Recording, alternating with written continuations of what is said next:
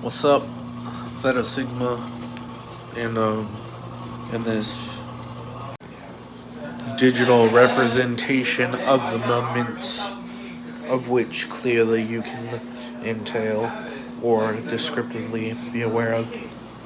I'm in a graphical reality that isn't composed necessarily by simplistic algorithms, like not coded on a simple program, but what is even code or presentation of information? It's just abstract.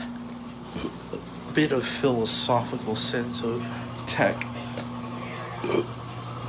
without throwing the junk away, but actually implementing it usefully. Get this departure into new focus, guys. Trying to focus on tech, old tech, new tech. This is a